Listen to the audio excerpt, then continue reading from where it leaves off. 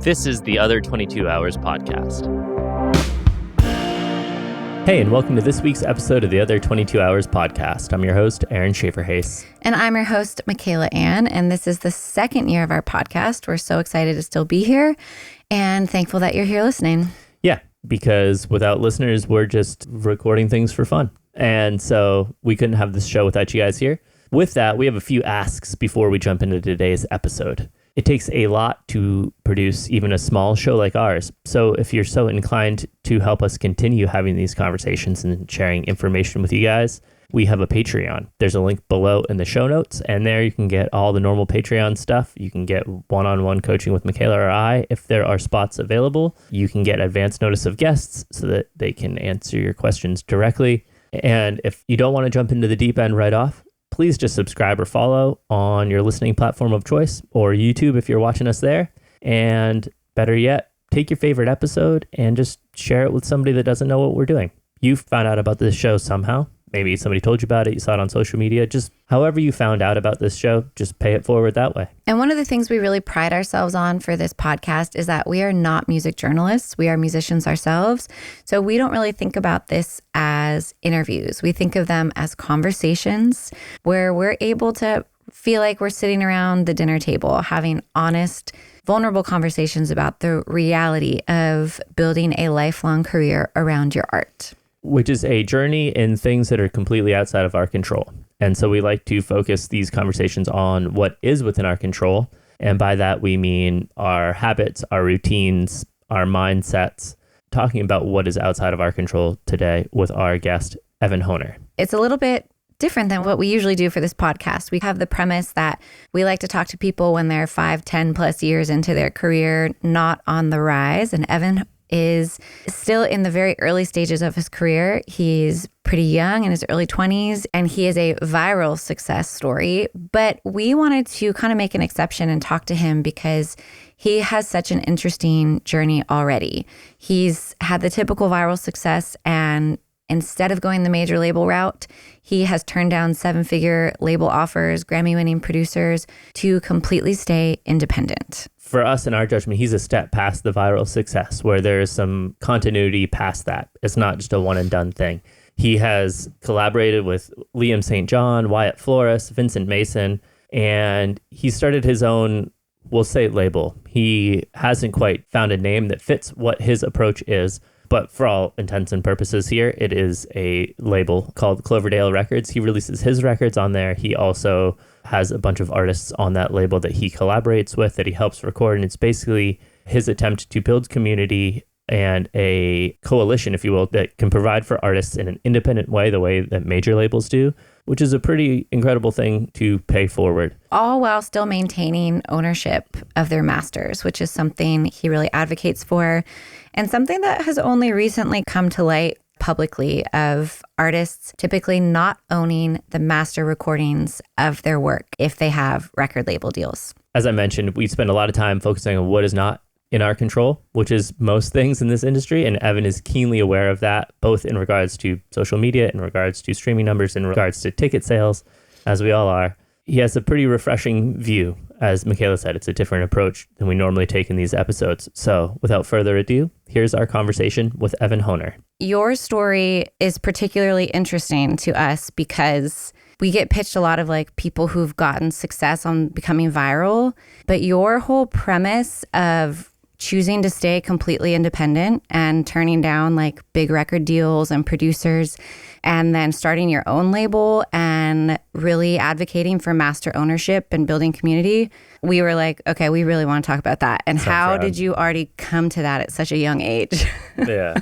I appreciate you saying that. I think it helped a lot with, I overthink things a lot. So before I do anything, I think about it a lot. And I talked to so many friends that were in major label deals or were talking to people. And every single conversation I had with one of those people that was in a major label was like negative. Every single one was like, I'm stuck in this deal. I don't have any money. Like, they control what I can do. They can control what I release.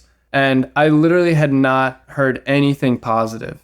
So around this time, I had a song do really well, and I started getting emails and stuff. And I had already heard this from all my friends. So I'm like, this really doesn't make sense to do this. Even though as an artist, it seems like that's the only way to go. And I still wasn't fully sold on independent because I'm like, okay, you have to sign a record deal. Like, I'm not going to be able to make this work if I don't. But I don't know. It's been a long process of convincing myself that this is going to work out. Yeah. And then it eventually starts working out. And then I started to believe it for myself. And I think it just took that little bit of just convincing myself that it's going to work out and seeing like a little bit of success. And then finally, like, I think this could work. What was that process like of combating that fear and making that decision and turning it down?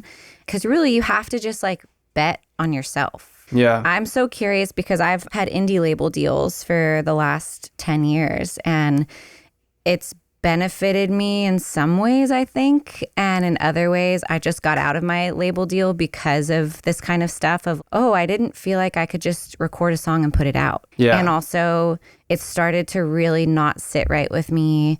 I don't own any of my music. And I'm like, this is pretty wild. Like, I just made a record and Aaron produces my stuff and we made it in our recording studio that he built with his dad, with his own hands, and like songs. We have a child and like songs that I wrote about our family and our life. And I was like, wait, and some company's just gonna own that forever? This feels fucked. Yeah, it's super fucked. It's so, yeah. Yeah, and I'm like careful because I don't want to disparage. It's a system that's been in place, but I think it's people like you who also have a bigger platform and are young being like, no, guys, let's change this. So can you talk about like that process? I think you're definitely right. I think it's a system that has worked for so many years, but social media has completely changed the game. Major labels are not necessary right now, and I don't think that they'll be even a thing in like 10 years. The world is changing, and I think major labels are just like an old thing now, in my opinion. It's tough to get over that fear. Betting on myself was tough, but I had a background I was a D1 athlete and stuff like that. I think that played into it. All my brothers are like entrepreneurs. My dad owns his own business. I think that played a part of it. You have to look at your music career as a business, and I don't think a lot of business would just give away like their main source of their income to a company that, I mean, in some ways could help you, but there's a lot of ways that they could destroy you. But I think betting on myself was something that I had been doing for a while. And with music, obviously it's a lot harder because nobody really goes that route. With my family, my upbringing, and sports, maybe that could have helped me just like kind of get over the fear and like try fully betting on myself. Yeah. You had mentioned like thinking that labels aren't going to last very long. I'm right there with you. They seem heavy and bloated. And I think like right now is a time of like agility really pays off in a career, and the ability to like do this and do it quickly and then do this and do this quickly. In a way, it's kind of really exciting because you can follow like what your creativity wants to put out there and what you want to do, and you can do it like rather quickly. Yes. I see fans or whatever, numbers, whatever. I see attention being paid to people that are like able to do things quickly and put out fresh stuff all the time. And then I see labels reacting to that. So it's like once you already build this thing and you already get attention, labels are like, hey man, let's do this together. And you're like, I'm doing it by myself. Exactly. Why? Like what? Exactly. What are you going to do? And that's the thing, that so many artists will sign to record labels thinking that they're going to change their lives. And all they're going to say is keep doing what you're doing. Keep posting on TikTok. We'll just take a large percentage of it. That's the whole game right now, is keep posting. You don't need a CEO to tell you, just keep posting on TikTok. These two artists that I watched their podcast, I don't know if you've heard it, it's the Independent Podcast with Nick D and Connor Price. But they're both two independent artists. And it was super cool to see because Connor Price started the podcast at around like 30,000 monthly listeners. And he had Nick D on it that was like a more established artist, both independent. And I was following the podcast along with his music career. They were just talking about like social media is the game right now. Like that's what you have to do. And Connor Price climbed to right now, he's like 8 million monthly listeners, completely independent, touring. And it was so cool to see him literally start out talking about being independent at 30,000 monthly listeners and then like grow. And he like doesn't do the podcast anymore because he's like touring and stuff. But it was cool to see that grow like completely independently. Yeah. Yeah, that's really cool. Is it your intent, like when you're creating this stuff, when you're filming it, whatever it is it just continuity? Is that the goal? Or and whatever happens? I don't think anybody has any idea how to do this stuff. I thought I had it figured out, and then, you know, you just go up and down with as far as numbers on social media. I had things planned out where like, okay, these like professional looking videos, what's doing good right now? And then I'll post like a silly video of me stitching a video, and it does way better than the videos that I put so much time and effort in. You try to have a plan, and then it just like goes out the window, and that's why I think everyone's literally just trying to figure it out. I don't have like a certain plan or like certain schedule or anything like that. Yeah. I see a lot of times in this industry and career that like people view success as like a finish line. And it's like, once I get there, like things will be cool. You know, once I get this viral video, everything will be cool. It's funny you say that because I think we all do that. My senior year of college, I said, if I get to 100,000 monthly listeners, then I'm dropping out. And like, I got to it and I was like, okay, wait, I actually probably should just finish school.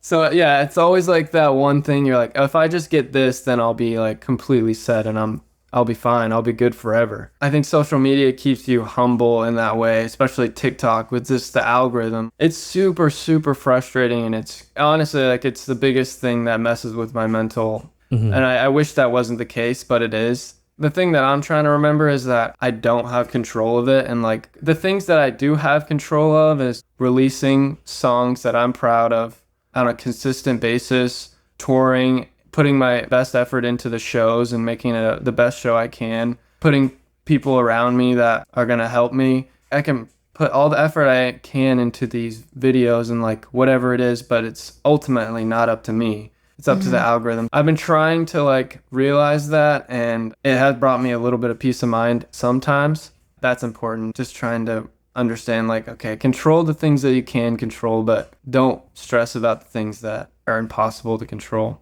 Yeah, I think we all have this, and I'm endlessly curious about how it's changing all of our brains and also how different it is for people in their early 20s who've grown up with this versus like we didn't have social media until college. Even in college, bands I was in, we were booking gigs on MySpace. Yeah. You know what I mean? Sick. Like, yeah, there's like bands and circles of people that I made. Like, there's a group of friends that I had in Brooklyn. I made a lot of music with them. And then we had a group of friends in Boston that we like all made a bunch of music with. And that whole circle formed like on MySpace. Very different medium. Yeah. And I think the challenge with what we see now with TikTok and Instagram is like, if something we put out there starts getting a lot of response, we just automatically think I did good.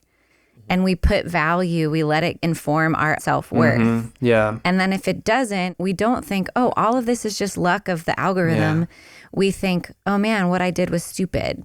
Have you struggled with that? Have you thought about how to kind of combat that kind of stuff? Because I think there's also this idea that people who have a lot of followers or who have experienced viral success are somehow immune to that because they have more. I thought it would get easier. It doesn't really get easier, honestly. I still have to like constantly talk myself up before like posting something or whatever it is.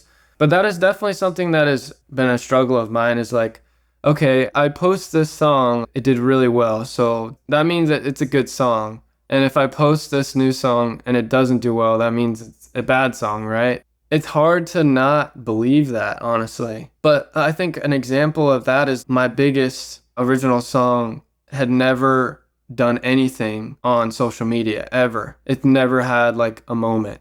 And it's my most streamed song. So I don't really know how that works, honestly. But I guess there's some songs that are maybe very attractive for TikTok. People use the sound and stuff like that. But some songs, maybe you have to hear the whole song. I don't know how it did as well as it did without any like social media traction at all. But that Fooling Ourselves is my biggest original song, and it's never had a viral moment or anything like that. I think that gives me peace of mind. I'm like, okay, if the song is good, hopefully, eventually people will hear it. Another good example of that is Pine Grove. I mean, they had a dedicated fan base, and they were playing like pretty large 1,000 cap rooms, but they had broken up for I don't know however long. And then the Pine Grove Shuffle, did you guys see that was going on or no? Yeah. Okay. Well, one of their songs, the album that they released years and years ago, there's this video of this guy doing a shuffle to the song, and the song went super viral, completely changed the course of their career. I feel like it's so easy to think, okay, good song equals likes on TikTok, and bad song equals no likes. But the internet is so weird that you could have a song blow up 10 years after you released it. I think that's something that I've been trying to understand is like, if I'm proud of the song, I think people will hear it. Everything has its own timeline, and something will happen if it's meant to happen. Absolutely. One thing I like to point out is the algorithms on TikTok, on Instagram, on whatever it is, are not written and geared towards music and art. They're written for that app and the way that app works and the engagement on that app. So all the response is measuring is like how well you did what the app thinks that you should do, not how good your art is. Yeah. Right? It's not like some programmed panel on American Idol or whatever it is. You know what I mean? It's programmed to keep people engaged with their app so they can make more money. The algorithm doesn't care if you're making music or you're cross-stitching some funny saying. Very true. That original song you said that didn't get like a social media moment, did it hit the streaming algorithm? Did Spotify put it on playlists and stuff like that prior to it blowing up? It got no playlist. I don't think it's gotten an editorial to this day. I have no idea. And maybe it's like that radio thing on Spotify or something like that. Or whatever data Spotify has, like people listen to it more, so they pushed it out. I'm not sure. But didn't have any help from TikTok, Instagram, or editorials at all. So I didn't expect it to do that well at all. Can you feel that it's a fan favorite like in live shows? For sure, yeah, definitely. I play it second to last, so it's definitely a fan favorite. Yeah.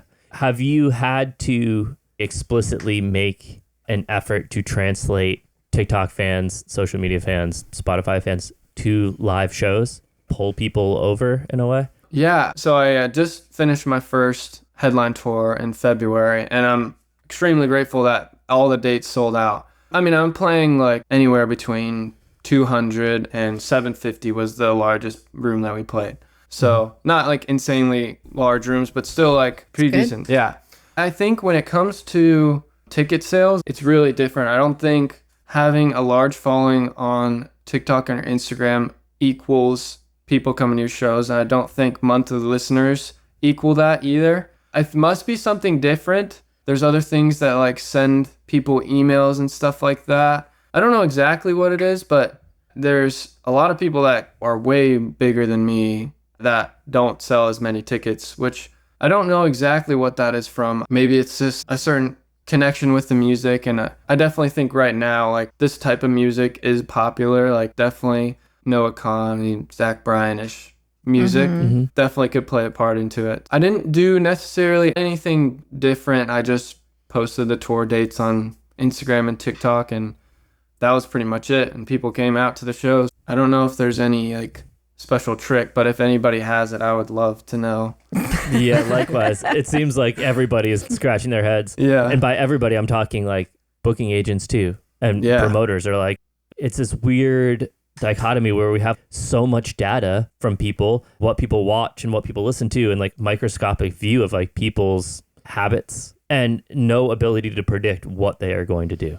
You think with so much data, we'd be able to be like, okay, we can predict that they're going to do this. Yeah. And everybody's like, I have no idea. No idea. And I think a lot of people like in the rap genre, tickets are really struggling to sell with that genre for whatever reason, but there's just so many things that play into it. I know like right after COVID, people were excited to go out. So the ticket sales were like going up. And then like people just started getting bored again. I'm not sure. There's so many things that I feel like could go into it. I don't mean to spread conspiracy theories or false information. You know, the Black Keys just famously like canceled their North American tour, like their arena tour, and they're rescheduling it. And I've heard talk around town with people that work in the industry that they were selling less than 5,000 tickets in some of these arenas. The Black Keys, that's insane. It's insane. Like I said, I haven't seen like actual numbers, but like that's crazy. You know, when you have a 20,000 seat arena and you're selling like 5,000 tickets, that's scary. Yeah, that's so funny. I saw them. I played a show in Dublin, and they're doing like a little DJ set in Dublin at the same time. Nice. It was crazy because they're one of the biggest bands I know, but also the other thing, like you said, music has trends. It could also be that maybe the trend of the big rock band, the Black Keys, is going away right now. Yeah. And so like we had the drummer from Hootie and the Blowfish on here, and he was talking about experiencing that wave of when Hootie and the Blowfish was like the biggest band in the world, and then their ticket sales started going down and they just weren't as popular anymore. And now there's like a nostalgia revival where people are going out to bands from the 90s and their ticket sales are growing again. Yeah. So whatever, 30 years after they put out their first record. Context is so important. And I think for artists, we can just think it's a zero-sum game of, is our music good? Then it should be doing well. And it's like, no, that's definitely not how this works. Definitely not how it works. Yeah. There's so many other factors, all these different platforms we have to change and get used to every few years. And also what's happening in the world, what the economy is like. People talking about how ticket sales are so expensive and ticket fees and processing fees and all this stuff. Our success is not just a direct reflection on, are we good at making art or not? Yep, 100%. Yeah. I think that also plays into what I'm just like realizing now is like how TikTok and social media, like I have ups and downs. Same with ticket sales. That happens and it's not in our control. That's a great point. It's just not something that we can't control. So there's no reason to beat yourself up over it. Yeah, and I think it's a really big skill to learn, to let all the little bumps like roll off of you, rather than I used to go out on tour for long periods of time. So like if you're out for 6 weeks or something, some nights are great, some nights are bad. That's just how it goes. And it would be so emotionally draining to put so much energy into every single up and down, get super high off the good ones and super low. I started mountain biking a few years ago, and I really like sports and nature metaphors for life. Aaron's been mountain biking his whole life, and when I started, I was like looking at every single rock and route that I was going over, and he was just like, you can't like magnify it. And I feel like that's the approach you have to have with your career. Just let it ride. Yeah, you can't look at every little thing. That's another reason why I feel like artists are so easy to look at as, oh, they went crazy. Like I saw John Bellion talk about this. Don't call artists crazy because they go through so much. And I experienced that firsthand. I didn't realize how up and down tour really is. It's the highest high and the lowest low. And I fully felt every single low and I fully felt every high. And I'm not like a really emotional person, but I got emotional on tour. There's so many things that play into it. I was sick, felt horrible, and then I lost my voice. People look at artists like, oh, they went crazy. They're crazy. Like, it's so up and down. We can't help it. Yeah. A lot of artists don't really talk about it amongst themselves. It's the tide that's just starting to turn, and there are routines, there are habits you can use to smooth out those things. I've always like to relate it to surfing, really. Catch a wave and ride the wave and just hope you can hold out on that long enough till the next wave, and like that you don't bury your board in the sand and just completely eat shit. When you're starting out, it's so fun and exciting, and it takes a while to learn, oh, there might be things I need to develop discipline on the road, not just escape from life. This is more important than ever to figure out ways to take care of myself. Yep. It is a business, like you were saying. Yeah. You know, like your business depends on you being healthy and being able to manage that tour. 100%. Have you learned anything like quickly from that of, oh, do I need to manage my sleep better or my drinking or whatever it is? And like also curious how you were a diver, right? Yeah. How that kind of training has helped in any way?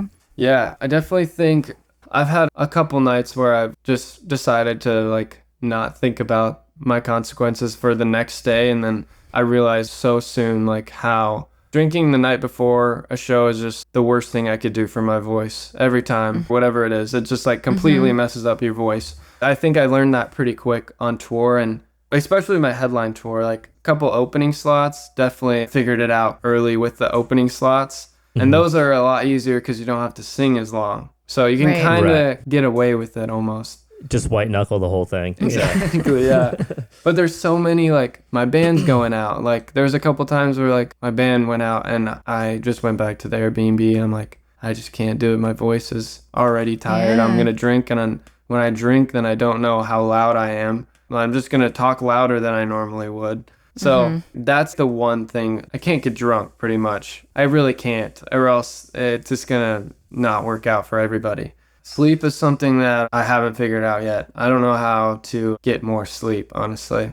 I think once we have a tour bus it'll be easier because a couple of those runs we would leave straight from the venue and drive through the night, and I just can't sleep in a van. I mean, the main thing, like, I cut out coffee it's been maybe like a year just because it messes with my voice a lot. So I don't drink coffee anymore. I just drink tea. And that's helped? I think so, yeah. Honestly, I don't know if this is a correlation at all, but I would have like a lot of congestion sometimes, and I felt like I was always trying to clear my throat. So I cut out coffee, and I haven't really had that issue.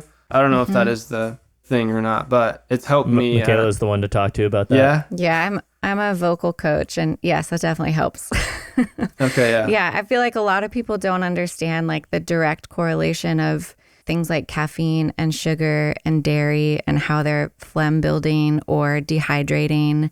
All of that stuff really impacts your voice. So my whole philosophy as a vocal coach is always telling people like you need to learn about your body, how things impact it, and then your limit. I know what I'm extremely sensitive to, and there are a lot of things that I love, like coffee and cheese. And if I'm not touring for a while, I just do what I want. But if I know I'm going to be recording or on tour, I'm like, I can't enjoy a lot of things that I like because it hurts and it changes it completely. I've done one tour on a tour bus and I slept pretty well, but it depends on the terrain and where you are. Like sometimes that's even harder. I had this conversation with my uncle, who's a Broadway performer and not a touring musician, but a singer and dancer and stuff. We were talking about super pop stars and if they ever lament anything about their life. And he was like, I don't feel sorry for them at all. They're multimillionaires. And I was like, I don't know though. I think like it's kind of shitty to think that if you're massively successful and you have a lot of money, then you have nothing to complain about. But I think it's really difficult to know what the actual sacrifices are that are made behind the scenes when you have such a rigorous tour schedule, even on a beginning level. I think a lot of people don't understand, even if they look at your tour routing, the driving that these guys are doing, driving through the night and then being expected to stand up on stage and perform and doing that night after night after night where you don't have recovery. I think that's an important thing to talk about as well. Yes, it's a privilege to get to do what we love, but it's also like we're accustomed or expected to do this routine and this thing because the industry has dictated to us that we need to do.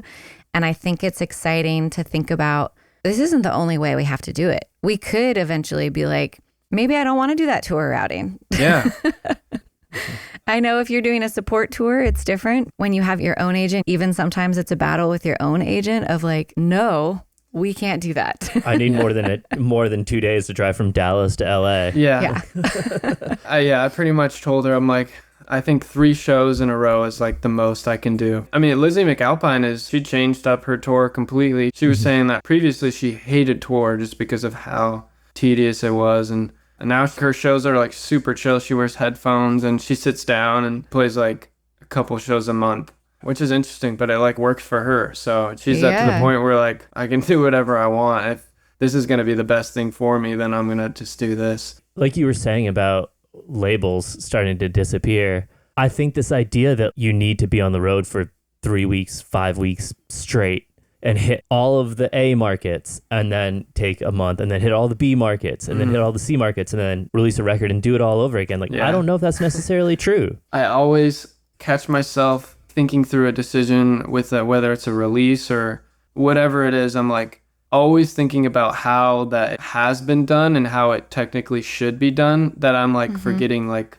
actually, there's no rules to this at all, and none of this matters the way you do it. And that's something that I've been trying to remind myself is there's no specific way to do it. Everything has been thrown out the window since social media came. There's just so many variables that it's like how you do it does not matter. There's a million ways to do it. That's a great segue for me. I want to talk a little bit more about like Cloverdale and your label, because you have other artists on that label, right? Like you've signed other artists. Yeah. Can you talk a little bit more about that? Like your philosophy behind that? We started by being like labels aren't going to exist in 10 years, but like you have your own label. I guess we can call it a label. I don't really know if it's called a label, but it's essentially just a way to try to put ourselves on the same playing field as major labels as far as releasing and distribution. So we use STEM, which a lot of major labels, Big Loud was using it, but they switched to something else. So first of all, like releasing through STEM at least gives us a decent shot at getting editorials and stuff like that. And then I guess I call it a label, but there's not really any signing anyway. It just started off with my friends. I'm trying to like create this community of artists where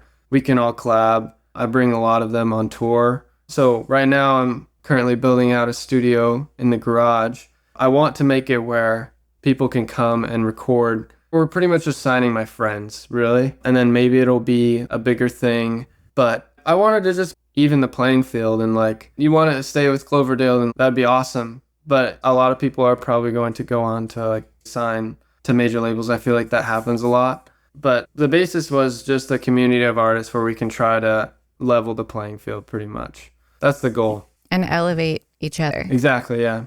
How are some ways you guys do that? So collaboration on recordings, and then I would assume like also then it'd be collaboration on the release as well, right? Yeah. Featured artists Yeah, stuff. we had one song that was just released with 4 Cloverdale artists on one song. So like, yeah, collaboration, good distribution. My manager, Kyle McAvoy, has been through like the major label side. Now he like completely turned over to just independent. At the beginning of all of this, we were fully just like social media and just releasing music. But now we're almost operating as what a major label could do. So like I hired like a publicist team that they're just trying to work on like the articles and stuff like that. So like just trying to basically operate the best we can as kind of a label. I don't even know if any of the extra stuff really matters. We're trying to figure it out. And then we're creating like, this is Kyle's expertise, but some type of publishing thing with Cloverdale. But I really like it because I hang out with all of them. We write together, release songs together. We get to go on tour together. And yeah, hopefully when the garage is done, we can just record all day. Yeah. What's a typical timeline look like between recording and release? So it's always so different. When I was just figuring out, I pretty much released my first song, How Could I Ever? That was like the first song I ever wrote. I hadn't had any other songs and I just released it right away. And then I was like, oh shit, I literally have to write more songs to release them. And so at first it was just like write, record, release. And now I'm like conceptualizing projects, and it's worse that way almost, I feel like, because hang on to these songs for longer and I like start to hate them. Yeah. And like, Yeah. and I almost want to get back to just write, record, release, because I don't think about it too much. Now it seems like I hold on to these songs for like way too long, and then I just like, I don't even want to listen to them ever. One of the things that I've started getting frustrated with, even indie deals of small indie records, the lapse time of you write songs, you make a record, and then you have to wait all the different levels of all the different people to get approval from, and like the process, and in their bigger schedule, does it fit? If you're doing a lot on your own, you don't have to wait for the meetings and from the multiple people in the bureaucracy of all the different projects that they have going on. But yeah, I feel like the appeal of any record deal is money, to be able to record. We have our own studio, but I also would talk to like my label about this. I'd be like, yeah, but this isn't free for you guys.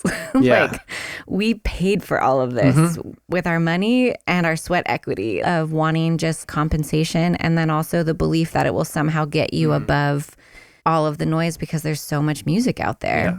That's another good point, is obviously like the artists are not getting a big advance. Kind of just figuring out, what do you actually need? If you need just a place to record or money to record or whatever, then hopefully we can do that. Or if you record yourself, then we'll just get you like the best distribution that we can and have you just be a part of something. But I think that's the main thing, is just not like going overboard and just being like, what do you actually need to release music consistently? And we're trying to help the best that we can with that. I think that's awesome. For some people who've been operating in the kind of old system, it can feel like a badge of honor to be like, I have a label deal. I have this validation from the industry.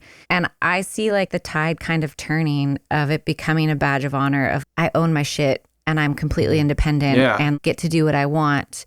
Have you ever heard of the band American Aquarium? Yeah. BJ was one of our very first guests on this. Oh, and awesome. BJ is really incredible. And he's like, when I do pre-orders for my new record, my wife and I just sit and fill envelopes for like days and go to the post office. Crazy. It would have been 2 records ago. I'm not even going to attempt to say the last Chicacama, whatever the last record. Yeah. The record before that. Okay. He was saying they had 20,000 vinyl pre-orders. They packaged, stamped, addressed 20,000 of them in like 3 days. That's insane. He was like, why would I give that money to somebody else? Why can't I do that? And we were talking about like the ego shift of he could be like, I don't do that. I'm a big enough artist that I pay somebody to do that. And he's like, no, I'm a business. Like, That's awesome. I wish I could do that. That would be incredible. I respect that so much. Yeah. You know, the way he explained it was the pandemic hit, they would make their money on the road touring Yeah. all the time. And the pandemic hit and he's like, okay, well, I can still sell merch. He bought this whole ship station. They have like extra storage. Wow. He went in on that and started printing a bunch of t-shirts, basically just started like a retail store. Now that like touring's back, he has this whole basically other business running now. That is the best way to do it. yeah. And I think, again, like a premise behind this podcast is wanting to talk to more people to be like, there's no one way to do this. It's constantly changing. Yeah. You can sustain the markers that we think are traditional markers of success are shifting so much. Really getting to hear from people all the inventive ways of you can, like you said, people who have way more followers or TikTok or whatever and like can't sell as many tickets. And also people who, I'm not even on TikTok and I don't have that many Instagram followers. I sustain my livelihood as a musician and have a small devoted fan base. And it's possible to do that, but just sharing knowledge with each other, which is also what I feel like you're trying to do with Cloverdale and building a community rather than just, we're all just trying to get into the label system and get people to like our music because it's actually not that helpful or sustainable in the long run that way. Yeah, 100%. Yeah. Like you said, everything's changing. I don't know what the future holds, but I would be surprised if the major labels last more than 10 years. Yeah. So curious.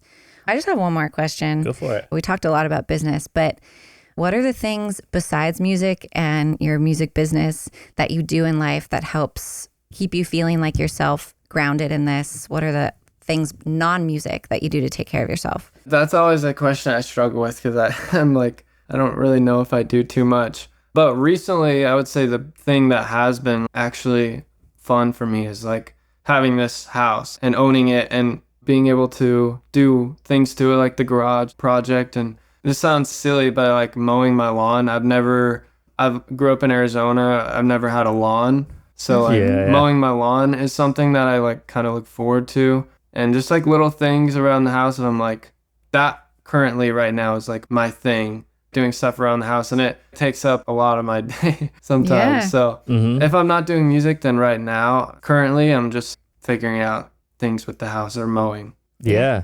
I love doing that stuff. I mean, you know, we're sitting in my studio. I built this with my dad. Like, I love doing stuff with my hands. It's like where music and writing songs, even if you get a whole song out in a day and it's done, there's nothing tangible to show for that. Even recording something, it's not like we always record a tape and it's like, here it is, versus building out your garage or doing, you can see the work that's done. And there's something just so like fulfilling in that to me. It really is. Or seeing the grass go down in your lawn and it looks nice. Yeah, exactly. It starts to look like a lawn and not like a jungle anymore. The first year of having our daughter, first Mother's Day, Aaron was like, what do you want? And I was like, I want to mow the lawn. I was like, you're like, I want to mow the lawn and I want to drink a cold beer in the shower. After. Let's go. Do it. That sounds like a great time. Yeah. Well, cool, man. Evan, thank you for making time to sit with us and to talk with us about this stuff. Of course. Yeah. Thank you so much for having me. Yeah. It's been an honor. Yeah. Man. All right. Bye. See ya. Hey, real quick before we wrap up today's episode, it takes a lot to produce even a small show like ours. So if you enjoyed today's episode, please consider taking a minute to check out our Patreon. There's a lot happening over there, all with the intent of growing our community and offering you more resources to navigate a career based on your art more sustainably. You can learn more at the link in the show notes below. Thanks for being here with us, and we'll catch you next time on the Other 22 Hours podcast.